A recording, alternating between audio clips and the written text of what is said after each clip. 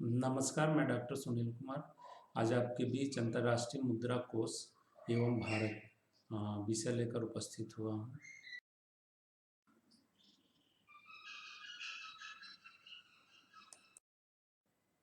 अंतर्राष्ट्रीय मुद्रा कोष एक अंतर्राष्ट्रीय संस्था है जो अपने सदस्य देशों की वैश्विक आर्थिक स्थिति पर नजर रखने का काम करती है।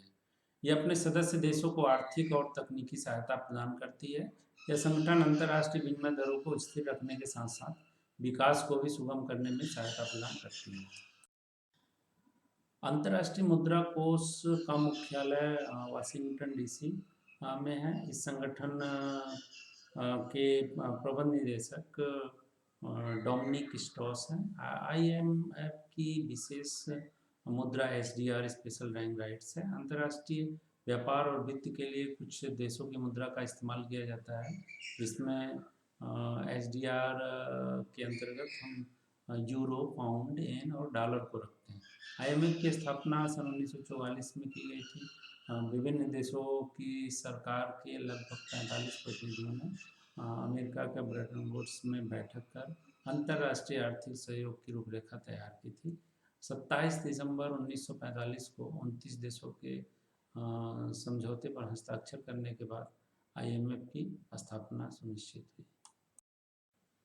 अंतर्राष्ट्रीय मुद्रा कोष 187 देशों का संगठन है जो विश्व भर में सहयोग बढ़ाने, वित्तीय स्थिरता लाने, अंतर्राष्ट्रीय व्यापार में मदद करने, अधिक रोजगार तथा सतत आर्थिक वृद्धि को प्रोत्साहन देने और विश्व भर में गरीबी अंतर्राष्ट्रीय मुद्रा कोष का बुनियादी मिशन रहा है। अंतर्राष्ट्रीय तंत्र में स्थिरता बनाए रखने के लिए मदद करने का काम भी आईएमएफ करती है।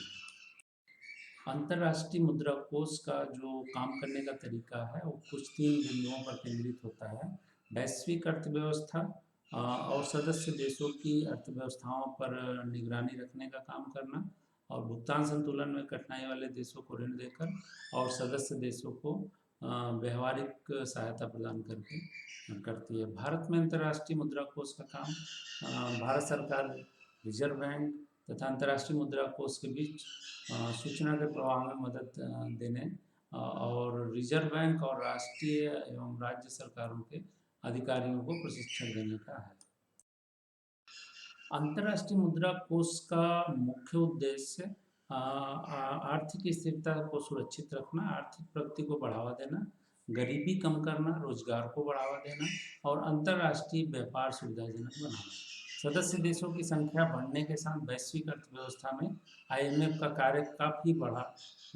इधर बीच कोई भी देश आईएमएफ की सदस्यता के लिए आवेदन कर सकता है।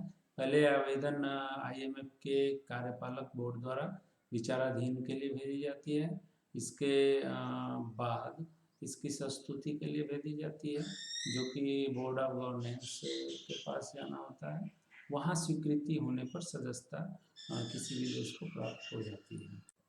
अब अगर हम अंतर्राष्ट्रीय मुद्रा कोष और भारत के विकास दर को देखें तो अंतर्राष्ट्रीय वित्तीय संस्थानों ने भारत की विकास दर में कमी दी है। आईएमएफ जो है वो 2020-21 में भारत की विकास दर 1.9% रहने का अनुमान लगाया। विश्व बैंक ने देश का विकास दर 1.5% और 2.8% रहने का अनुमान लगाया। फिच रेटिंग ने भारत की विकास दर को मात्र 2% की कटौती की है और S&P ने देश की विकास दर 2% रहने का अनुमान लगाया। मूडीज ने विकास दर को 2.5 रहने का अनुमान लगाया। अगर हम इन अनुमानों को देखें और साथ में चल रहे कोविड-19 की हम महामारी को देखें तो विकास दर जो कि हमारे फाइनेंशियल इंस्टीट्यूशन द्वारा एक अनुमान लगाए गए थे उसका कोई औचित्य नहीं रह जाता है। जब कोरोना महामारी समाप्ति की ओर होगा और हमारे देश की अर्थव्यवस्था मेन स्ट्रीम में आएगी, फिर हम विकास दर की वास्तविकता को जानेंगे। धन्यवाद।